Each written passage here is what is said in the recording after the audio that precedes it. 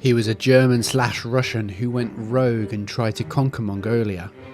An anti-communist, Christian/Buddhist aristocrat, soldier, psychopath and friend of the Dalai Lama. One of the darkest and least known figures of the 20th century, he modelled himself on the Mongol god of war and believed it was his destiny to revive the empire of Genghis Khan. His name was Baron Roman von Ungern-Sternberg. As an officer in the Russian army, Ungern-Sternberg was renowned for his ruthlessness and covered himself in medals. But he would become infamous for his crazy attempt to create a new world order. He would unleash unspeakable violence on his enemies and even his friends before finally coming to ruin in one of the strangest battles ever fought. And he did it all because of one delusional belief that came to define his entire life and led to the deaths of countless others.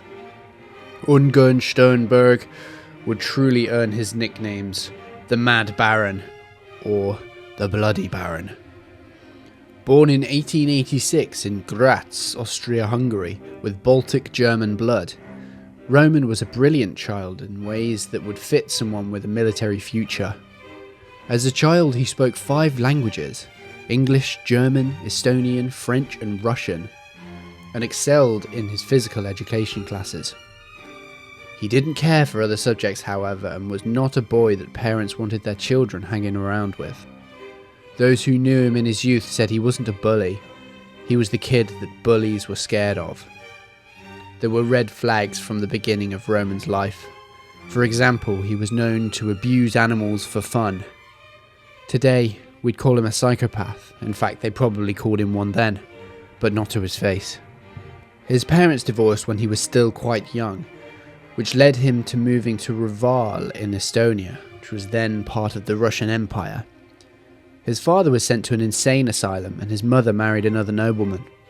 This left the young Roman disenfranchised and eager for a sense of belonging, one that he found by steeping himself in the history of his ancestors. Supposedly, von Sternberg descended from Teutonic Knights, a Christian order reminiscent of Crusaders, leading pilgrimages into the Holy Land.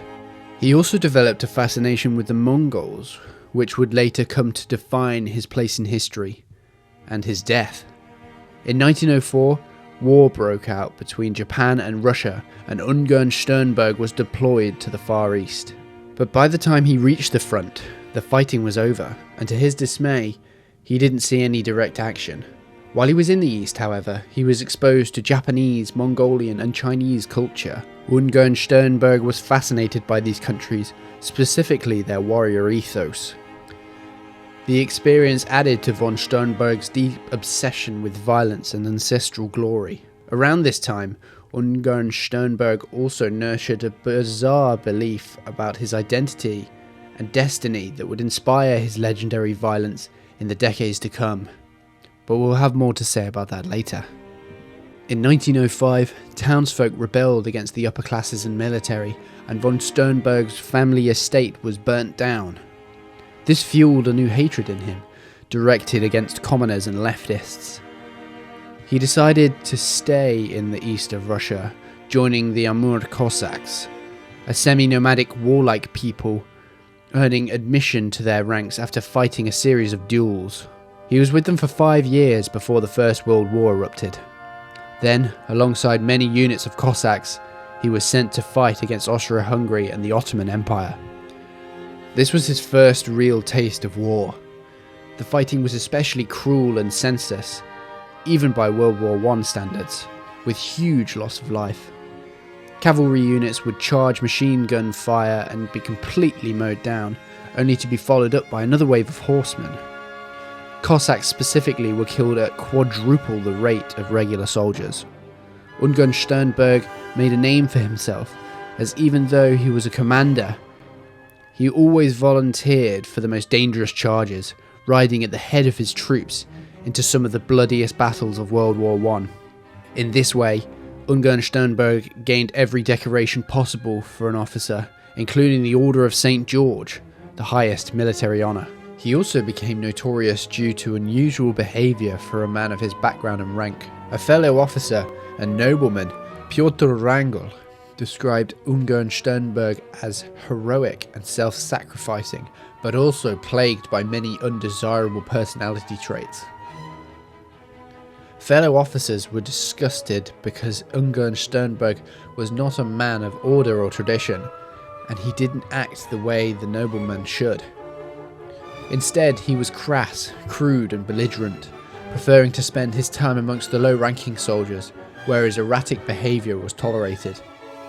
He identified as a soldier, not a gentleman, exulting in the bond that comes from spilling blood with comrades. He was disciplined for this multiple times and was eventually sent to a military prison for inciting a duel with another officer. Upon his release, he was deployed to the Ottoman Empire to fight under Grigory Mikhailovich Semyonov, in whom he saw much of himself. The two men formed a bond of friendship based on their grisly personalities and brutal combat experiences. Semyonov brought out the absolute worst in the young Baron, and would play a major role in his descent into mindless, lunatic violence. In 1917, the Russian Revolution broke out, ending Russia's participation in World War I. Ungern-Sternberg joined Semyonov and the monarchist Whites in their fight against the Bolshevik Reds. Under Semyonov's command, the Baron set out for the far east of Russia in 1919. This was where he first rubbed shoulders with the Mongolians, Chinese and Japanese. Here, he and Semyonov formed an Asiatic cavalry division, made up of warriors from the aforementioned ethnicities. This is when Ungern-Sternberg really started going off the rails. He and his men were supposed to be fighting against the communists. Instead, they basically became a roving band of marauders, pillaging the land, killing, looting, and burning basically for sport. Instead of helping the Whites, he was inadvertently helping the Reds by inspiring his victims to join with the communists out of spite. It was here that he gained the name the Bloody Baron, which would follow him throughout his upcoming bloody conquests. Ungern-Sternberg was a monarchist. That was why he joined the Whites. However, once again, his surly personality would get him into trouble. Ungern-Sternberg hated the leader of the Whites, so he simply stopped following orders and decided to go rogue with his little army. He gained the support of the Japanese government during this time and decided to turn his sights south to Mongolia. All the pieces were now in place for Ungern-Sternberg to take his bloody and bizarre place in history. Psychopathy, an army of his own, an obsession with Genghis Khan, and no one to hold him back. Years earlier, his contact with the Mongols had led him to adopt Buddhism. He combined the religion's teachings with his delusional megalomania, and came to believe that he was the physical embodiment of Buddha, fated to restore the Mongol Empire in the name of Genghis Khan. His ideology became a mix of Christianity, Buddhism, asceticism, and Japanese samurai customs. He cherry-picked these beliefs to match his violent, erratic personality, rejecting the pure ways of Christianity, opting for excessive alcohol consumption over sobriety, and excessive bloodshed over pacifism and forgiveness. In some ways, his outlook was surprisingly progressive, with its acceptance of various choices of lifestyle and religion, unless you were Jewish or a communist. In October of 1920, Ungern-Sternberg left his most brutal stamp on history. He invaded Mongolia, again for no real military reason, in order to fulfill his destiny by restoring the true heir of Genghis Khan.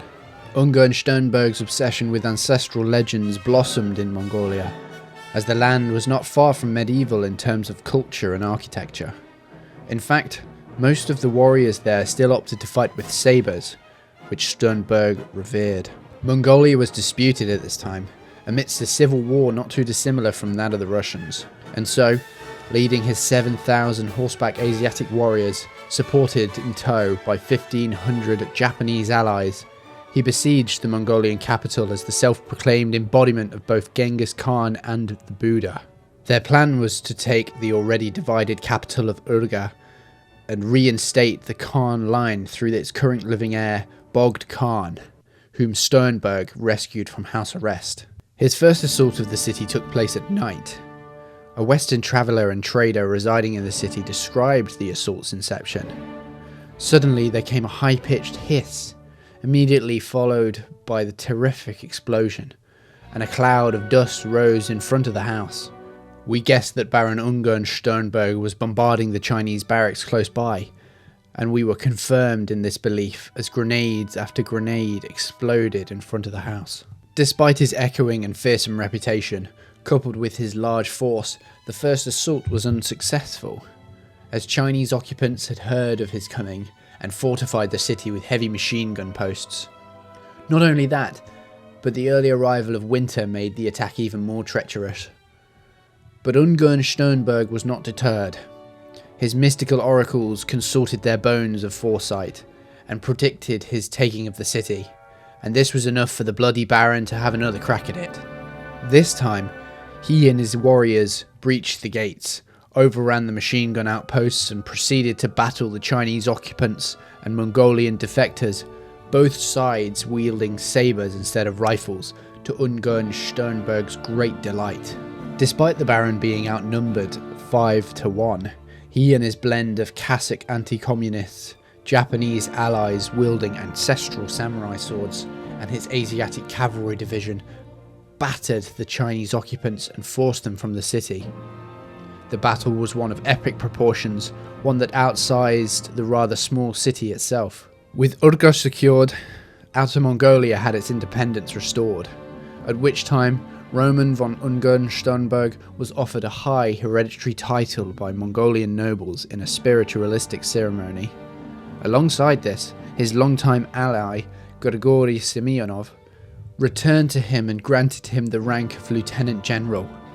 This undoubtedly was the peak of Ungern-Sternberg's career. However, his ambition was truly global. A former subordinate described the Bloody Baron's worldview and ambitions in the following way.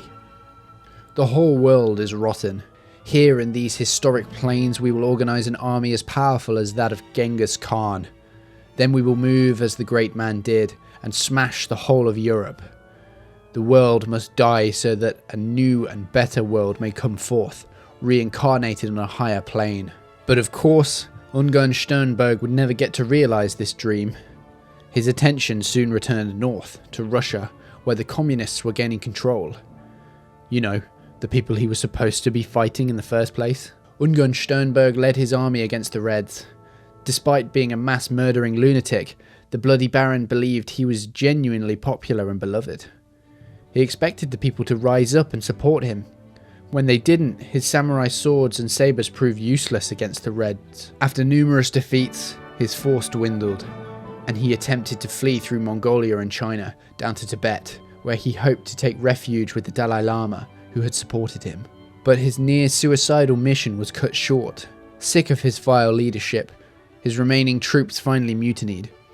The Bloody Baron was tied up and sold to the Reds, who took him for a show trial before executing him in 1921. He allegedly smiled at the firing squad opening fire on him, and with that, his rampage came to an end. But you may be wondering, why did the Bloody Baron do all this? Why was he so obsessed with restoring the Mongol Empire? Well, it turns out Ungern-Sternberg believed in a legend that his family was actually partly descended from a grandson of Genghis Khan. There is zero evidence that it was true, but it fueled his delusion that he was destined to restore his ancestral land, Mongolia, to glory. Interestingly, Roman von Ungern-Sternberg is still viewed favourably in Mongolia today. They view him as a liberator, despite his crazy ideas and bloody methods. Just goes to show, everyone views history through their own lens. We hope you enjoyed this account of one of World War I's less remembered but most violent figures. If you did, feel free to drop us a like and subscribe. And if there's another obscure history figure you'd like us to make a video about, let us know in the comments below. As always, thanks for watching History Snob. We'll see you in the next one.